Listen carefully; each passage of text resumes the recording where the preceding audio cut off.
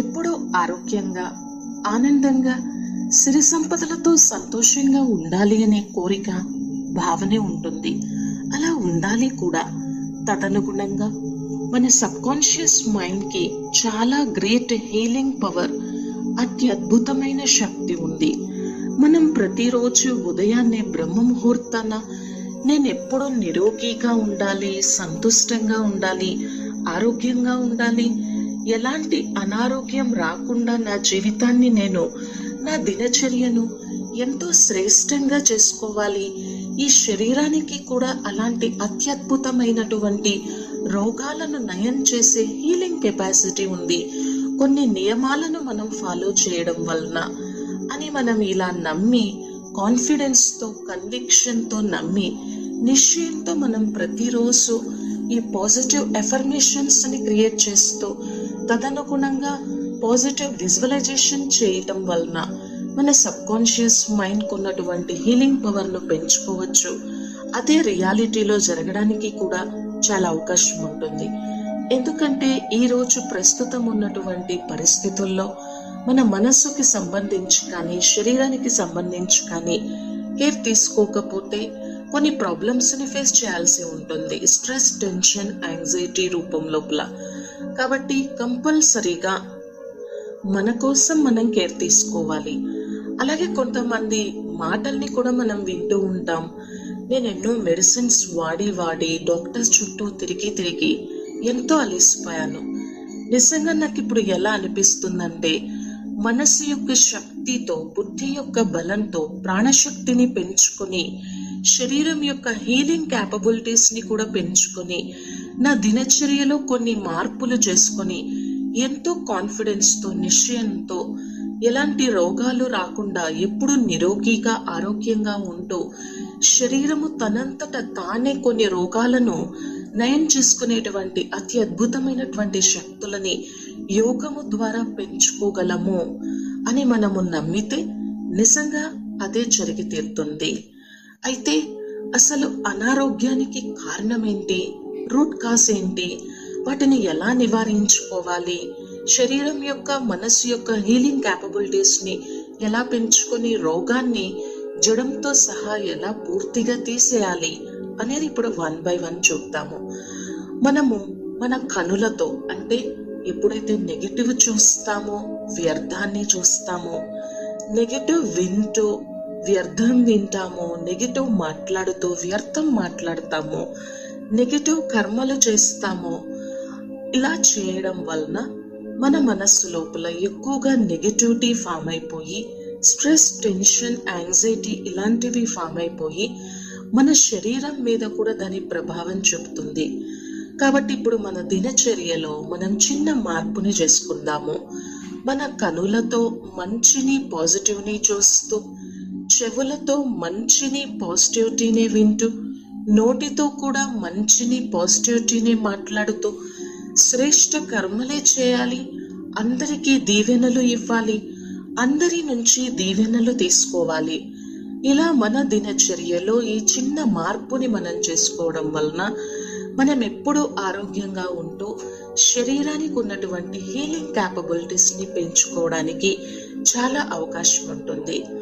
అలాగే ప్రస్తుతం ఉన్నటువంటి కొన్ని డిసీజెస్ని కూడా సైకోసోమాటిక్ డిసీజెస్, మనస్సు ఎప్పుడు ఒత్తిడి, సంఘర్షణతో ఉంటే దాని ప్రభావము తప్పకుండా శరీరం మీద పడుతుంది.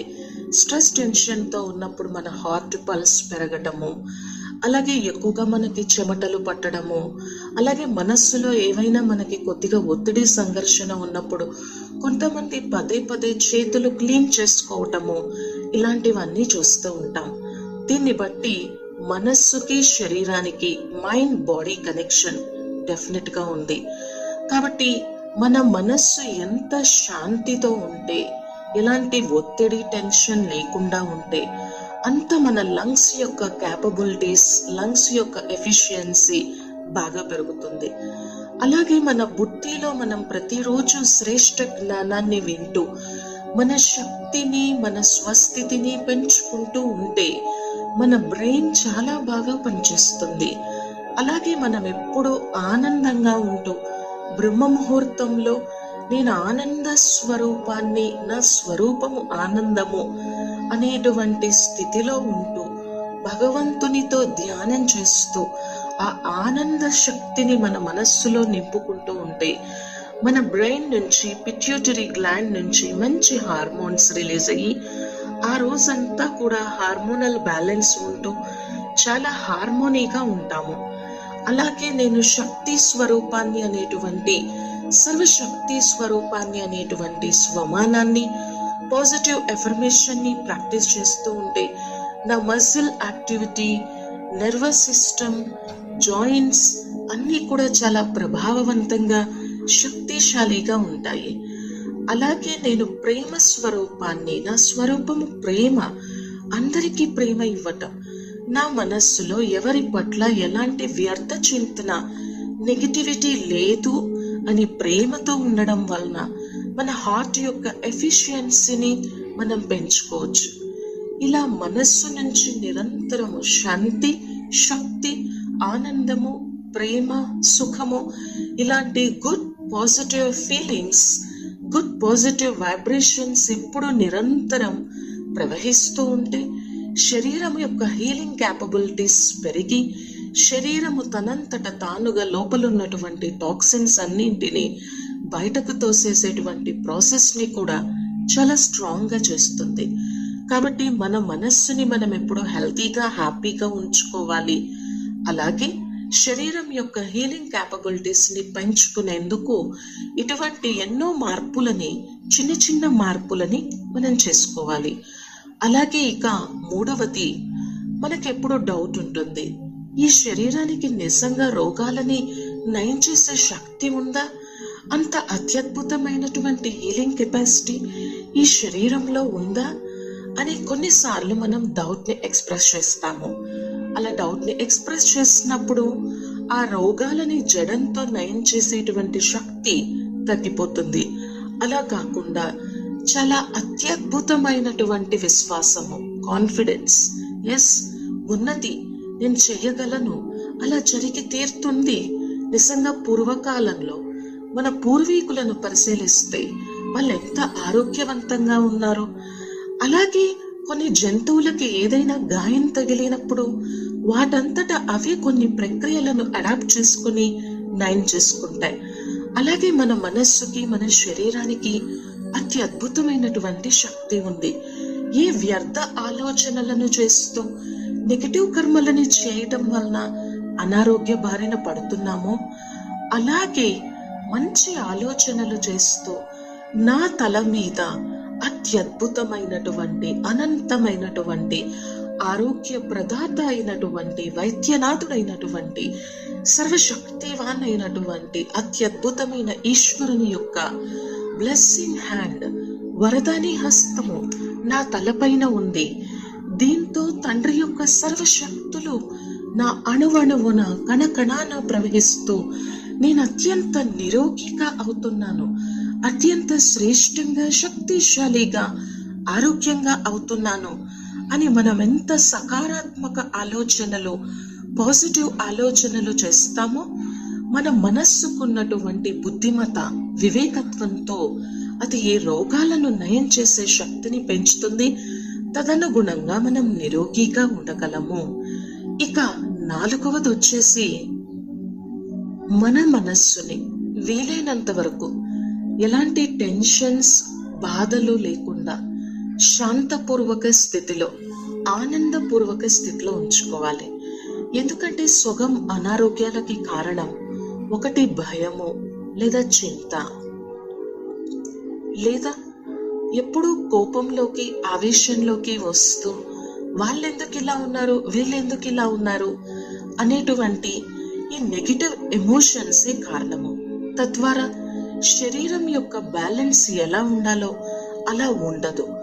కాబట్టి అనేక అనారోగ్యాలకి మూల కారణము ఈ నెగిటివ్ ఎమోషన్స్, కోపము, భయము, చింత, ఒత్తిడి, సంఘర్షణ. అలా కాకుండా మనస్సుని మనం శాంతపూర్వకమైనటువంటి స్థితిలో ఉంటూ నేను అన్ని సమస్యలను పరిష్కరించగలను అనేటువంటి సమాధానపూర్వక స్థితిలో ఉన్నప్పుడు బ్రెయిన్ నుంచి కొన్ని positive good chemicals, endorphins, serotonin మన మనస్సుని ఎప్పుడూ గుడ్ మూడ్లో ఉంచేటువంటి హ్యాపీ కెమికల్స్ రిలీజ్ అవుతాయి. తదనుగుణంగా శరీరం యొక్క ఇమ్యూనిటీ సిస్టమ్ రోగాన్ని ఎదుర్కొని నిరోధించేటువంటి శక్తి ఆటోమేటిక్గా పెరుగుతుంది. మన నెగిటివ్ థింక్ చేయడం వలన మనస్సు బ్యాలెన్స్లో ఉండక, శరీరం యొక్క బ్యాలెన్స్ కూడా కంట్రోల్లో ఉండక కొన్ని నెగిటివ్ కెమికల్స్ మన బ్రెయిన్ నుంచి రిలీజ్ అవుతూ ఉంటాయి. కాబట్టి శాంతపూర్వక స్థితిలో ఉండాలి.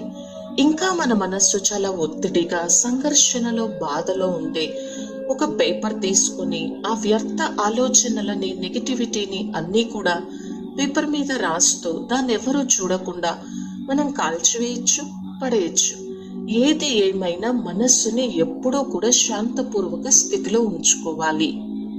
ఇక ఆ తరువాత 5వది, మన మనస్సులో ఎలాంటి నెగిటివిటీని హోల్డ్ ఆన్ చేసి పెట్టుకోవద్దు. అంటే మనస్సులో మనం ఎంత నెగిటివిటీ థింక్ చేస్తూ ఉంటామో, పలానా వారిని నేను ఎప్పటికీ క్షమించలేను, వాళ్ళు నన్ను అలా మోసం చేశారు, బాధ పెట్టారు, నన్ను అందరి ముందు నిందించారు, నాతో ఎంతో దురుసుగా ప్రవర్తించారు, నన్ను ఎంతో కిందికి లాగేసేటువంటి ప్రయత్నం చేశారు, కాబట్టి నేను ఈ విషయాన్ని ఎప్పటికీ మర్చిపోలేను, అలాగే నేను క్షమించలేను. ఇలా ఆలోచిస్తున్నప్పుడు ఆ నెగిటివిటీ ఎక్కువగా జమ అవుతుంటుంది. ఎమోషనల్గా మన పవర్ని మనం తగ్గించుకుంటూ ఎమోషనల్ బ్లాకేజెస్ అనేవి ఫామ్ అవుతూ ఉంటాయి.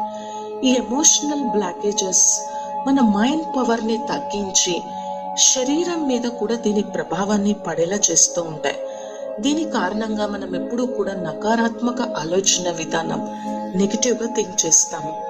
కాబట్టి మన మనస్సు నుంచి ఇప్పుడు అలాంటి నెగిటివ్ ఆలోచనలని, మురికి ఆలోచనలని, మన మనస్సు యొక్క పవర్ని బ్లాక్ చేసేటువంటి ఆలోచనలన్నింటినీ కూడా రిమూవ్ చేయాలి, లెట్ గో చేయాలి. దీని వలన మొట్టమొదట మన మనస్సు చాలా స్వతంత్రంగా, ఆరోగ్యంగా ఉంటుంది. శరీరం యొక్క హీలింగ్ క్యాపబిలిటీస్ కూడా పెంచుతాయి. ఎప్పుడైతే మనస్సు సంతోషంగా ఉంటుందో పాజిటివ్ కెమికల్స్ అనేవి రిలీజ్ అవుతూ ఉంటాయి. శరీరం కూడా బ్యాలెన్స్గా, ఆరోగ్యంగా ఉంటుంది. మన ఇంటిలో ఏ మాత్రం కొంచెం చెత్త ఉన్నా సరే ఆ చెత్తని పడేయకపోతే బ్యాక్టీరియా, ఇన్ఫెక్షన్స్ పెరగడానికి అవకాశం ఉంటుంది. కానీ అది కంటికి కనిపిస్తుంది. అలాగే మన మనస్సుని మనం ప్రతిరోజు క్లీన్ చేసుకోకపోతే, ఈ నెగిటివ్ ఎమోషన్స్ని మనం తొలగించుకోకపోతే మన మనస్సు యొక్క, శరీరం యొక్క ఇమ్యూనిటీ సిస్టమ్ తగ్గిపోయి రోగాల బారిన పడడానికి అవకాశం ఉంటుంది. ఇక 6వది, ఎప్పుడూ గతం కోసం ఆలోచించకుండా, భవిష్యత్తు కోసం ఆలోచించకుండా వర్తమానంలో ఉంటూ మన మనస్సుని ఎప్పుడూ కూడా మనం సంతోషంగా, ఆనందంగా ఉంచుకుంటే ఎలాంటి దిగులుకి, చింతకి, బాధకి అవకాశం ఉండదు. ఎందుకంటే ఈ దిగులు, చింత, బాధ మన డైజెషన్ సిస్టమ్ మీద, మన లివర్ మీద, మన కిడ్నీస్ మీద చాలా ప్రభావాన్ని చూపుతాయి. మనం సంతోషంగా, ఆరోగ్యంగా ఉండలేము. అలాగే ఆనందంగా భోజనం చేయలేము, కంటి నిండా నిద్ర కూడా పోలేము. కాబట్టి వీటన్నింటినీ మనకి తెలియకుండానే చాలా ప్రభావాన్ని చూపిస్తూ ఉంటాయి.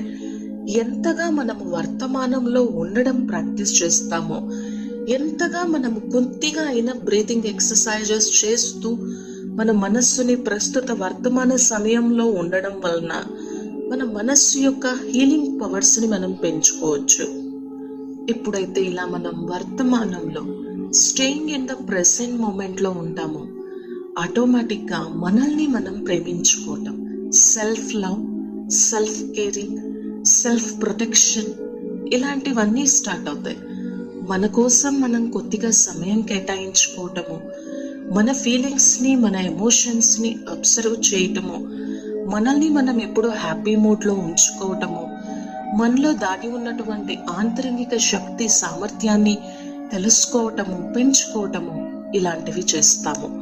ఇక 7వది, మనస్సుకి ఎంత గొప్ప శ్రేష్ఠ సంకల్ప ఆలోచన శక్తి ఉందో ఒక్కొక్క ఆలోచనను తీసుకొని బుద్ధి యొక్క శక్తితో పాజిటివ్ విజువలైజేషన్ మనం చేయటం వలన అది చాలా మంచి ప్రభావాన్ని చూపుతుంది. అనగా మనం ఎప్పుడూ కూడా ఎందుకు నా జీవితం ఇలా ఉంది అని అనడానికి బదులుగా నేనెంత గొప్ప భాగ్యశాలి ఆత్మను, నా మనస్సు నా శరీరము ఎంతో ఎంతో ఆరోగ్యంగా, ఎంతో ఆనందంగా, ఎలాంటి ఇన్ఫెక్షన్ వచ్చినా కానీ వాటిని తరిమి కొట్టగలిగినటువంటి ఇమ్యూనిటీ సిస్టంతో ఎంతో పవర్ఫుల్గా ఉంది.